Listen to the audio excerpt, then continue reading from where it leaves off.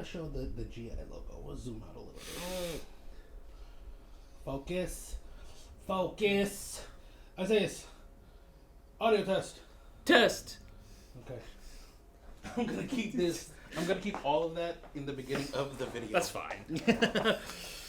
So, what's going on, you guys? My name is Cisco. And Isaiah. And today we are doing a little something different. We're trying a new format here. Going to be doing a little bit more discussion based, more or less, right? So Yeah. if the audio sounds a little different, apologies beforehand. Again, we are trying something a little bit different. Again, let us know if you guys want us to improve it or not. We'll come up with something. But this will have to do for today. Absolutely. So, yeah, it's still in the works, but bear with us. There's a case of green gas underneath me, but we're going to keep rolling because we want this to be somewhat unfiltered. Just like a more raw, I guess. That's what they usually call me in high school, raw. Okay. We're keeping this a little bit more raw, a little bit like more open. Again, we're going to be talking about something a little more personable of a discussion topic, and that, of course, is going to be why are we still playing Airsoft? Yeah. Because let's be real, we're kind of unks in the game for sure. Unks. That's what we are, man. That's what the Zoomers call me. You know, I hate how accurate that is. Because, Isaiah, how long have you been playing Airsoft now? 16 years now? 16 years.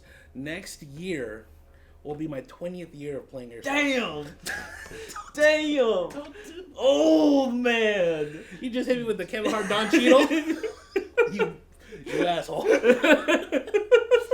But yeah, that's crazy to say, though. That's crazy. 20 years! Almost 20 years of being an Airsofter, quote unquote. I consider 2006 to be my starting point because that's when I discovered Airsoft. But I mean, at the time too, like I would go to fields to play and stuff. Mm-hmm. But I would say I became a more quote unquote serious Airsofter probably 2010, 2011 when me and my friends just started investing. Well, I was late to the friend group. Yeah. Because there was a period of time. Well, money. That's what it is. Money. Yeah, trying to justify it. It's money. So, yeah, like you know my homies Clarence, CJ, of course, and Sam. We started Airsoft together in 2006, 2007. And we've talked. Oh, I've talked about this on videos before. Of you know we were in high school. We started the me and Clarence started the our video game club with the school. We got a backing from a teacher. Just nuts at that what they would approve. Shout out to Mr. Tuttle. What a goat, or Coach Tuttle, because he was the basketball coach as well. They still work there? I don't know. Yeah, he's a legend. But yeah, I started there, and we were talking like, oh yeah, you know, like talking about video games and stuff, and I was like, oh yeah, I play paintball. I was like, oh shit, I play paintball. I was like, oh, and I was like, oh, have you heard of Airsoft? I was like, oh dude, I love Airsoft. It's like, oh shit. So, you know, kind of went on from there. But yeah, that was 2006 or 2007. 2006 is when I like discovered Airsoft, and it has blossomed from there. I mean, we always like to get into discussions, right? Especially Boaz and I. During the last year, we would talk about, you know, is the Airsoft scene dying? Is there a potential of Airsoft not seeing the growth that it needs to in order to survive? But, I mean, if we were to compare the numbers that we are at now, right, compared to 20 years ago, your time, like, yeah, there was a very big difference and a much higher player count now than there pretty much ever has been. We can make the argument that it might be teetering in, like, the last 2 years maybe, but even then, what we're seeing right now is way more significant compared to what we used to see way back in the day. Oh, yeah. From my personal observation, I would say that Airsoft has only continued to grow since I started. I mean, back when I started, like, it was very difficult to obtain an Airsoft gun. Like, you just hit them with the back in my day. Yeah, I know. Because at that time, shops like Airsoft GI didn't exist. Because Airsoft GI, I think, technically like started in 2008, I believe. But company's been around for 23 years, though, if I'm not mistaken. Yeah. Well, I think the company's been around, but not as like we know it today. Well, absolutely not. But at the time, information was very limited, and for me, at least, what I discovered is like I'd have to buy an airsoft gun from a sketchy overseas website, and it would take like a month, 2 months for it to arrive. I'm familiar with these. Yeah, and it's a question of if it will arrive. Like, did I just pay money to like, and at the time, I would say actually, quality has definitely improved. Oh my god, that alone is like the big difference, right? Yeah, like a starter airsoft gun today has way more features now of a starter airsoft gun back then, and is made of better quality. Yeah, Bossman I think quoted it too one time on camera. He was saying that the failure rate for a lot of guns back in the day used to be like way more than 30, sometimes 40%. Oh, I believe that. That was high. Well, at the same time too, it's like because everything was overseas, there weren't a lot of shops or distributors or companies set up out here where whoever was selling it would handle any repairs or anything on it. So it was really, really niche at the time. And I mean, I love to see how it has grown. I will say, there are periods throughout my time in airsoft where it seems like airsoft is quote unquote dying, but I think it's a, how do I phrase this? It's like a give and take. We'll notice moments of like exponential growth, like crazy. It just pops off, right? Mm-hmm. And then like maybe the very next year, it just like nobody new was getting into it, or it just completely slows down. Yeah, or if it feels that way at least. Mm-hmm. But I would say it has been quite a journey. My time, I can only speak for myself. So I was gonna say, no, I'm speaking for Isaiah too. No, it's been a journey for me too, man. It's been all kinds of crazy. I've done things in the airsoft scene that I've never thought I would have done. Yeah, I mean, recently Isaiah's put up a story on the channel where it was talking. There were some really heartfelt like personal pictures of you starting off. Yeah. You're like, I didn't know my airsoft would grow into this, and I was like.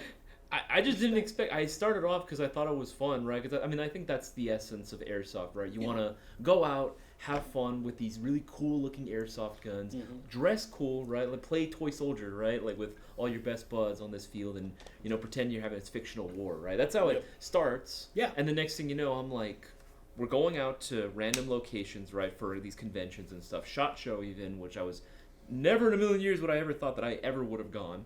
Right, you went to SHOT Show? Yeah. I haven't even gone yet. Right, like shit like that. Or, but then again, going to BB Wars for like Texas and stuff. Yeah, getting flown out. Yeah, no. That's cool. I will say last year you traveled a lot, bro. I have PTSD though, unfortunately, from that. That's a story in and of itself. I think we have a whole video talking about this, so make sure to go and check that out. Yeah. But yeah, no, like very similar to you, obviously not 20 years, not yet anyway. I know I'm going to get there. there. I'm on 16 right now, and I had a very similar experience where I was getting into it with obviously friends and family, or with friends. I wish my family got into it. Doesn't your brother play? He does, but like... But you didn't get into it at the same time? No. He only plays very, very rarely. He wants to play more to his defense. He just... time-wise, and he's still in school right now. I was like, he's a student. Yeah, he's still in college. Get your degree, playboy. Get your degree. I didn't even get a degree. I'm a dropout. Hey, it's what's up. Look at something to celebrate. Look at us now. Look at us now. Look what we've accomplished.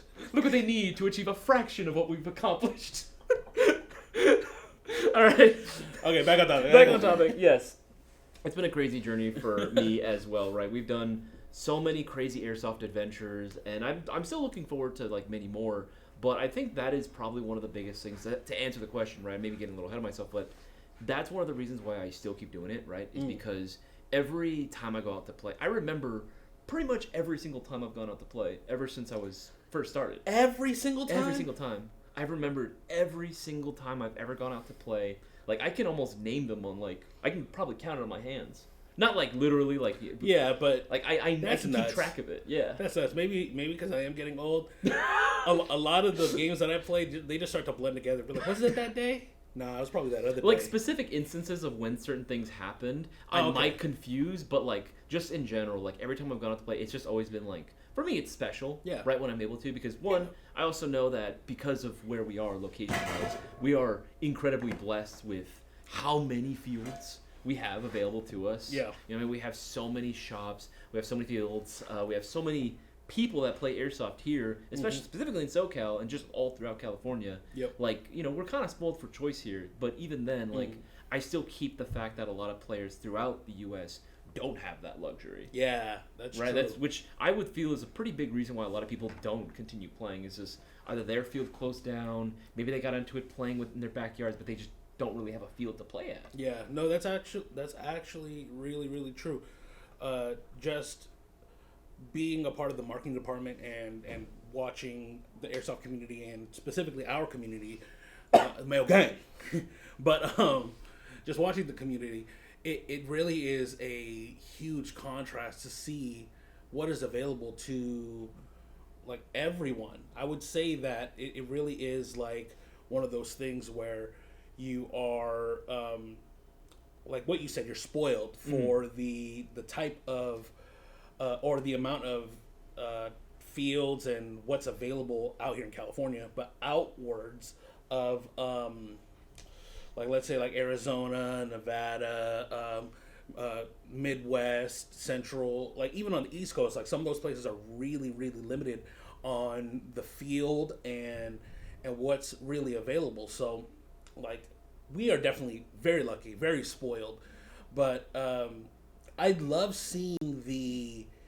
camaraderie of airsoft across the board. Yeah. Like no matter where you're from, even if you're in a different country, we all have this similar hobby, we have this similar interest, and we're sharing these interests, this hobby, this sport together. And like I would say the community is one of the biggest reasons why I continue playing, because like even if I take a break, which I like all of last year I did, right? Which we all have, you know, sometimes we're not able to play as often as we would or get to collect as much as we want. But I can 100% agree to that. I mean, I took that break as well during college as well, during the limited time that I had in college before I dropped out. Yeah. I couldn't airsoft at all. I couldn't airsoft in the slightest. It was incredibly difficult for me to do anything airsoft because, again, first of all, I'm in San Francisco, which that was tough enough. There was no airsoft, nothing over there. There was no airsoft anything. Maybe an hour 30 away you got Antioch, but like, come on, I don't have a car. Yeah. Right? I'm a broke college kid. Like, what am I supposed to do right at that point? So that was a moment where I had like that period of my life where I was the most depressed because I couldn't have airsoft, right? I couldn't do anything airsoft other than I'm gonna browse on the shop. You don't have any other hobbies? You can invest in the Lego. Legos are expensive, bro. Fair. Now they are. Have you not seen Lego Star Wars sets? Them shits are expensive, bro. Well, because they're considered more licensed, yes. Well, licensed and like collector's pieces. Anyways, regardless, no, I get that.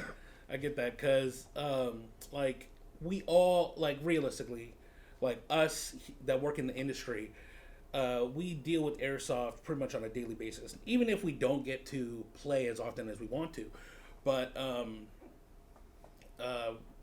when it comes down to actually like being invested in the airsoft, it really like I could take like for me, I'm trying to, how do I phrase this? I could take a break. You know, and, you know, deal with other things that I have to deal with, whatever it is, if it's, you know, personal issues or maybe just life is having me do some other things where I can't. You're busy. Yeah, exactly. I'm a grown-ass man. As, you know, a lot of you are grown-ass adults too. And for the kids out there, count your blessings because it's coming. It's only harder from here. It's all downhill, bro. Yeah. But what I'm trying to say is, like, I know if I were to step away from airsoft as a whole, when I come back, I get, which I have done. I have done this before where I've had to take breaks. I come back and I see what's new. I see what's been created. I see what the community is like. And the community, like for a whole, is generally the same. You know, again, we're still just geeking out about toy guns that we go out to the field and play toy soldier, like what you said. Yeah. But I've made so many friends playing airsoft alone. It's crazy. I think I've made more friends playing airsoft than I have anywhere else outside of school. Bro, you're so real for that. You are so real for that. You took the words out of my mouth. You know, it's like, because like, here's the thing, like in high school or whatever, like you're in a collected, or you're in an area where people your age are collected. You're bound to make friends. As an adult, you're not in that type of situation, you're not going to the mall, walking around like, hey, you want to be my friend? Like, first of all, I'd be scared of someone. I'm a grown man, and if someone else did that to me, I'd just pocket sand. I don't know you. I'd be so afraid if someone just came up to me like that. Not saying that you shouldn't. Again, I'm generally trying to be nice, but I'd be a little freaked out. But no, it's the same thing for me. Like, and even then, right? As adults, I feel like it is harder for us to an extent to kind of make new friends. Right, especially if you're only limited to like the workplace. Let's assume we're not working in the airsoft industry, right? Doing anything else. It's hard to make friends sometimes just at regular work because where else are you gonna go? You're an adult. You got bills to play. Bills to play. You got bills to pay, right? So yeah, Can you pay my bills? Can you pay my down bills? Okay, I'm sorry. I'm just a bill. Wow, got me on a whole other tangent there. But yeah, no, like you have things to do. You're a working adult. You have to make sure that things get taken care of. So you don't really have a whole lot of time generally to dedicate to whatever hobbies, especially if it's like an outdoor hobby or something that requires you to just get out of your house, right? Yeah. And that's one of those things where I think airsoft kind of pushes you to have to do it, which I can see why maybe some people feel like they need to take a break, especially if they feel like their social batteries have just run out. But that shared experience we all have of going out to a field, right? Getting some cool kills or getting some cool footage if we're recording things, or just getting some seeing really cool, interesting loadouts and guns and such. And if you're able to do it with a friend, going out to dinner after or getting something to eat, that's the best. It's man. funny how much we talk our my fat ass specifically. No, dude, me too. The amount of times where we talk about we play airsoft, but the food after, bro.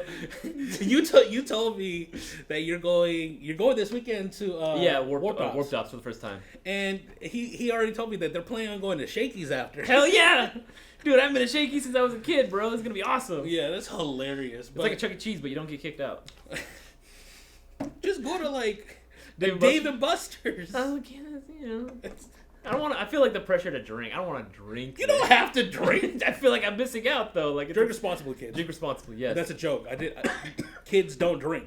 Oh, you didn't hear me? It didn't click. It all didn't the way register. through. I didn't clock it in. He didn't deep it. So, but anyways, yeah, that's a part of the airsoft experience though. I would say for me, whenever I plan on going out to play, it starts maybe a couple days before when I'm preparing. Yeah, I'm packing up my guns. I feel like Nicolas Cage in not God of War. Oh, Lord of War. Lord of War. God of War. Kratos. Yeah. Zeus. Yeah. So, but where he goes through all of the inventory and stuff, and that's how it feels to me, or maybe a little more similar, but not close.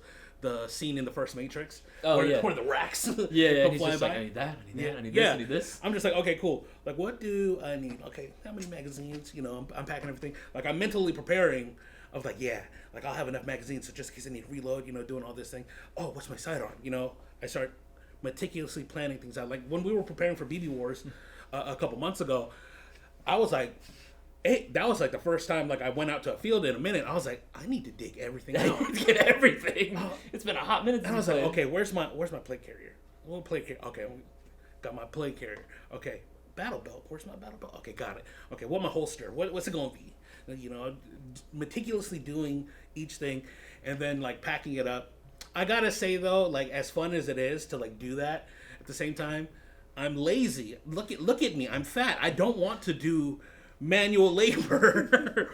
But it's a part of the experience because when I get loaded up in the car, I get geared up, I'm all right, cool. And then when I hit the field and get there and I get to load up, right, and put everything on, I'm just damn, this is that's one of the best feelings. Then you actually get to play. Then you're mingling, right? You're talking with your teammates. You're talking with the enemy team. Talking about oh man, I almost got you. Oh, I got you, or he got me, whatever. This, that, the other, and then going out to eat after, same thing. It continues the experience for airsoft. I consider all of that a part of the whole experience. Yeah, absolutely. Which is another thing that I really love, just the overall time of getting to play and be with friends. No, absolutely. You said it best earlier that you've made more friends via airsoft than you ever have in any other aspect of your life, even more so than in school. I knew people in school, but I didn't have many friends growing up in general. Middle school, elementary school, high school, even college, right? Mm-hmm. Jazz literally was my best friend in both high school and in college as well.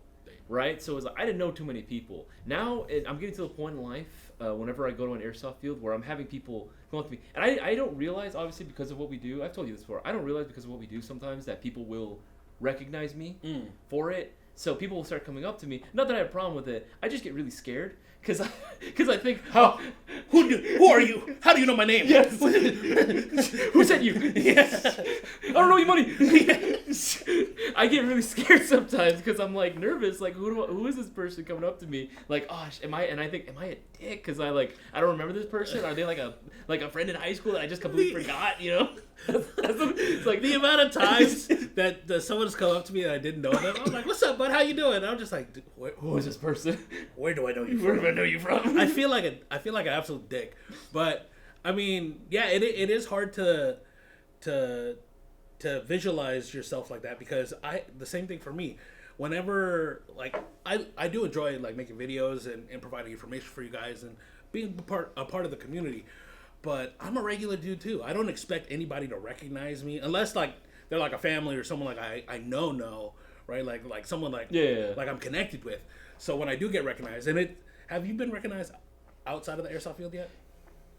Not yet. Is it weird? You know what it's happened to? Boaz. It's happened to Boaz before. Really? Yeah, he told me once that he went on a date with his now wife, and it was at the beach of all things. Oh, dear. And then someone went up to him and asked if it was, "Are you Boaz from Airsoft?" Yeah, and he did the whole thing and everything, which is fine. Yeah. You know, and I don't think if anything, what my dream for this to happen, if someone can do this for me.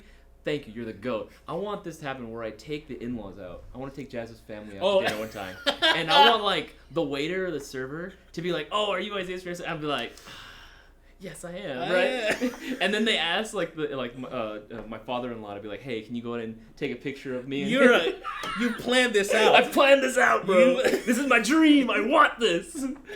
This is what I want. That's the only experience. You know what's really crazy? That's 100% airsofter thought process right there.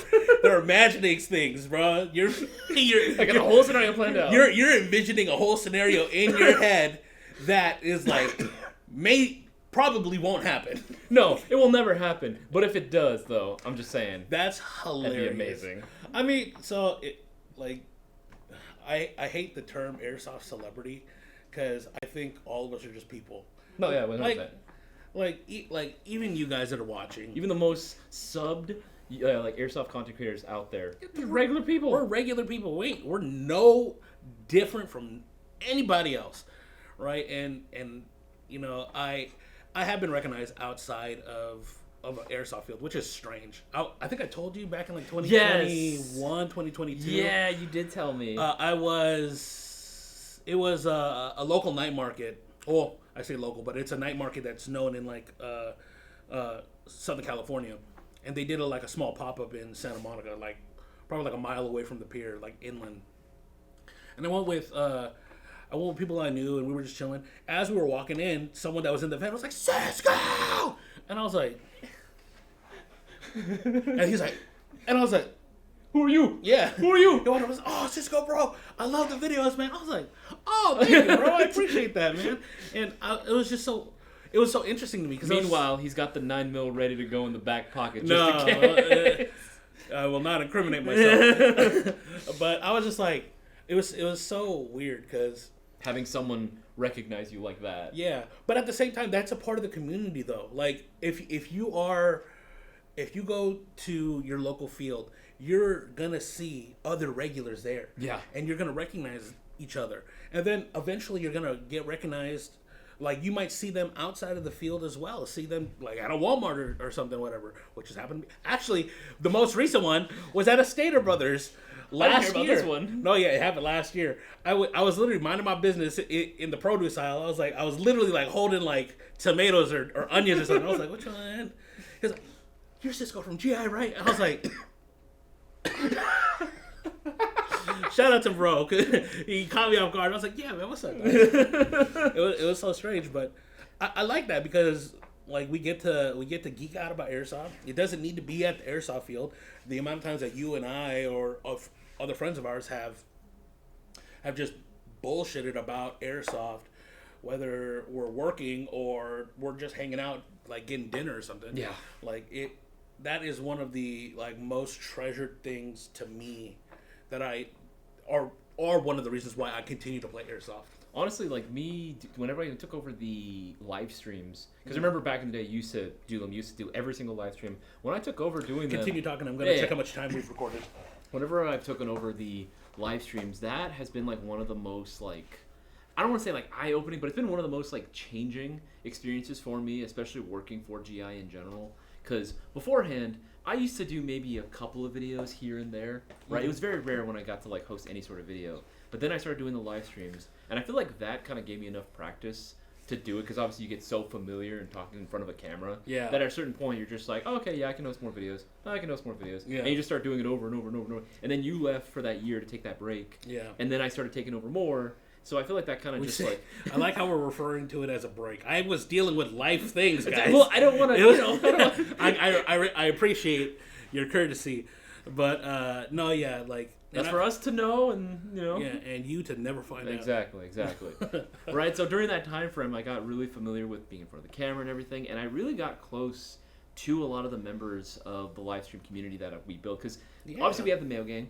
Of course. Then we have the Mayo Gang, right? Like to go into like sub, faction. Then there's the Mayo Gang that watches all our videos. Then there's the Mayo Gang that watches all our videos and all of our live streams, right? And it's those guys that I like. The Mayo Gang elite. Exactly. Mayo Gang squared. Yeah. It's those guys that I got really close to. We're talking guys like Crazy Jason. We're talking guys like Cutter, Prime Tech, DJ, Brewer, Seabass, like all these dudes, Real Wild, like Dark Tree. Oh my God, Dark Tree especially. We got real close.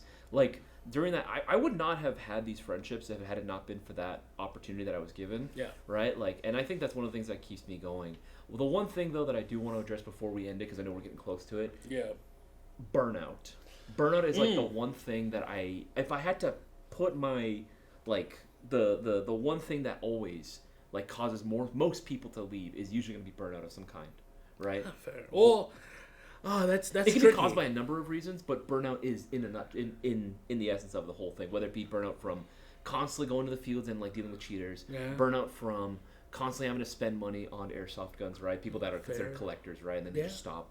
Burnout from just again being tired or just reaching a certain age in life where you just kind of want to move on to different things, which is fine. People are free to do whatever they want. Yeah. But what would you say helps you avoid burnout in general? Because that can happen to any one of us in reality. That's the scary thing about burnout. Yeah, no, absolutely. I mean, I was gonna say it is really. I was gonna say it was like for us it's a different standard because we're dealing with airsoft on a daily. Yeah. Like I think a lot of people in the industry experience burnout much faster, and I don't want to say more severe, but it like I could say that. Yeah, like it hits an industry player a little bit harder or just differently, where it impacts them a little bit more. And like I will say there have been periods of time working in the industry where I'm just like, oh, another AEG came out, whoop-de-doo, oh, another high cap, woo, only in America. Only in America. But one thing I gotta say that keeps me grounded, and we'll circle back to the topic of why we continue to play airsoft, and it really comes down to things that we love about airsoft, and there are many things. Like I love innovation in airsoft, seeing what's new, which I mentioned earlier. The community really keeps me grounded as well. Seeing their excitement, seeing like especially like newer players that have just entered the world and they don't even know what a hop up is. It's just like, oh boy, get ready. You're about to, you're mind blown. Yeah, exactly. Like that's something that really like keeps me grounded, because it's just like I would say I am really spoiled. I mean, granted, you work for your stuff. I have, but I would say that I'm really spoiled because I've been exposed to so much. I've had the privilege of owning a lot of different platforms. Granted, a lot of them were stolen, but but even then, honestly, like as fucked up as me getting robbed and having like 90% of my airsoft things stolen, it was like a canon moment, if you will. It really reinvigorated It was a canon event. Yeah, it really reinvigorated me wanting to build out airsoft guns again, because up to that point, like, I had at least 20 different airsoft guns that were pending projects. I had two Scars, a Scar H, a Scar L that I wanted to build out. I had a VSR-10 that I wanted to build out, a KCO2 that I wanted to upgrade, various handguns, or gas blowback pistols, whatever you want to call it,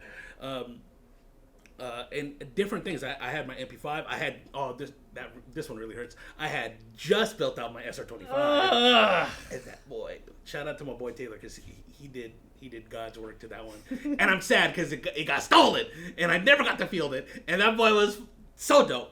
But there are some things that I have gone through that have really just allowed me to remember my love of airsoft, especially because we are spoiled and we're saturated by it every day.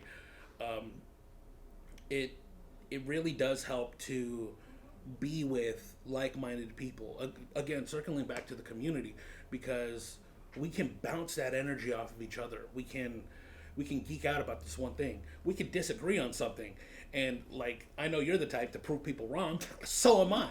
When someone's like, "Oh, that's not gonna work," be like, "Fuck you, watch this," and I'll make it work. And I make it work. They're like, "Well, all right." So, but yeah, like, I will say the community, seeing new innovation, which again, I would say it has slowed down a little bit, because we are, like, at least electronically for AEGs, we're kind of reaching like the cap of where manufacturers are catching up to, like, a lot of aftermarket upgrades, like the Lancer Tactical Gen 4. Like they have two different models, the Nebula 2 MOSFET or the Gate Aster MOSFET, and those come with 16-1 gears and like a 25K Neo mag motor, and like aluminum air nozzle, a double O-ring cylinder head, whatever, the aluminum piston head, full metal rack. It all of those things. Manufacturer coming, including out the box, a lot of these guns. Yeah, so like that's another thing too that keeps me invested in airsoft, is the building aspect too. I've been a tinkerer. I know you. I saw that you were working on. I can work on them. I hate working on guns. No. But your mobile suit, your build kit. Oh yeah. Yeah, he was working on it. I think this past weekend. I saw it. I was like that. But that's the same kind of like interest. Like, if you're like, I used to build. Remember Zoids? Dude, I love Zoids. Zoids. Hell yeah, dude. I had Zoid build kits. Oh yes. Yeah. So I'd build Zoids and Gundams and stuff. And then that kind of like mentality of like wanting to build something translated over to airsoft as well, of learning how to tech, learning how to upgrade and stuff. And now that like, I would say a lot of the industry is moving over to gas blowback, and seeing the innovation that's coming out with that. Like, for instance, something that we didn't talk about this whole time, the Mariama ISO 556. ISO? It's the ISO. I just call it ISO. that. It's funny. The ISO 556, otherwise known as the ISO 556. ISO nice. It's so nice. It's so beautiful. Like, this is a gas blowback platform that is super dope. When I pulled it out, I was like, oh, I kind of want one. Dude, I'm not going to lie. I got some trigger time with this. Yeah? It shoots fast. Does it? Yeah. We're talking like 17 RPM. I mean, like, immediately. it's a short stroke bolt. Oh, it's butter. Yeah. That's smooth. You know what's funny too? 2.5 mags worth of shots before it runs out of gas. Really? Yeah, because of the low travel, right? Yeah. Oh, yeah. Makes sense. Right? It's actually pretty efficient. Damn. Yeah. Like stuff like this is super dope, and like even other things from Mariama, the 5PCs. 5PCs are super dope. FMGs. FMG. There's one right here. Which, by the time this video, guys, they have arrived at the distributor. They're back in stock, and will be shipping out very soon. So make sure you take advantage and buy yours if you didn't pre-order one with the second wave. So there you super go. dope. But yeah, like seeing a lot of the innovation, and then me being that like quote unquote tech tinkerer, I want to see what makes it work. I want to see how, like, the thought process, and I think that really goes into, especially with gas blowbacks, you can see the methodology of why it was designed, especially with something unique like this. Yeah.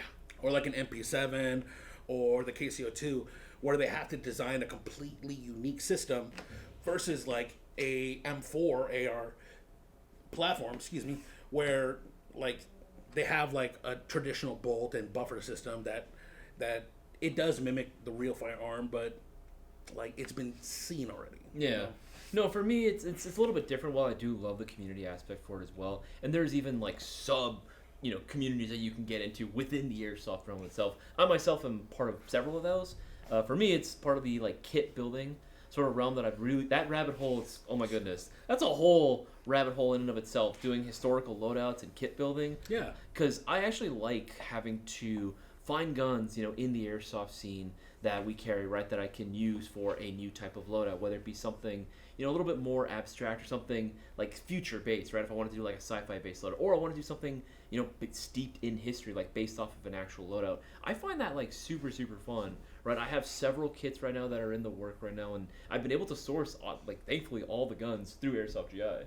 Like, I haven't gotten, there wasn't a single gun that I have in my collection for all of my historical loadouts that Airsoft GI didn't all carry at one point or another. You know what I mean? So that's one of the things I wanted to stick to as well. I really wanted to show pride in the fact that, hey, we carry a lot of variety. Like, we carry a lot of different stuff. I know on the outside it seems like we just got a lot of M4s, ARs, and high Kappas. What shop doesn't look like that though? Right, at this day and age. That's what majority of that's what y'all buy. Yeah, that's what majority of airsofters buy, and that's what drives the market. You want to see new guns? You want to see a return of older guns?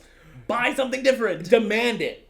Demand it from a manufacturer, and then when it releases, buy it. Pre-order it, buy it, buy all the support parts, buy magazines. You get the idea, right? Support it, exactly. So I'll go out of my way to do that, and I also love just treasure hunting, right? Trying to find older pieces of kit, or trying to find something that we carry that's close enough to the real thing, whether it be a certain set of goggles, whether it be a certain plate carrier, which again, also tons of variety that we carry.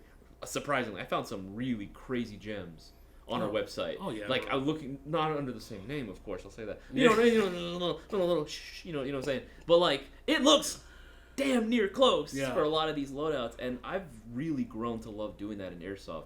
To the point where, like, when I show up with these kits on the field, people will recognize it and say, like, hey, where'd you get this? Where'd you get that? And I let them know. I was like, I got it all at GI, baby. I got it all at GI, baby. That's where you gotta go. And it's super cool doing that, because then I get to meet a lot of people who also have a fascination and a love for history as well. Yep. For these different eras of like conflict or different war pieces, right? It's super fun. It's another little niche within the airsoft community that I've grown to love, and that still keeps me going. Because trust me, there's like infinite amount of kits that I want to build, and I really want to try to build as many as I can before I die. Yeah. Well, guys, there is plenty of things of why we continue to play Airsoft. If you want to see a part 2, let us know in the comments below. Again, this is a new format that we're going to be trying out for a little while. We do have a few topics in mind. Some of them might be a little debatey. little argumentative, if you will. Maybe a little heated, if you will. We might start throwing hands, but again, if you guys want to see that, make sure that you like this video. If you guys want to continue supporting the channel, make sure to go and get all your Airsoft goodies through AirsoftGI.com. Right, it's the most direct way to support the channel. It'll keep the lights on and the cameras rolling. Make sure you hit that bell icon so you're notified every time we drop new content. But until then, my name is Isaiah. My name is Cisco. We'll see you guys on the next one. Take it easy, guys. Later, Mail Gang.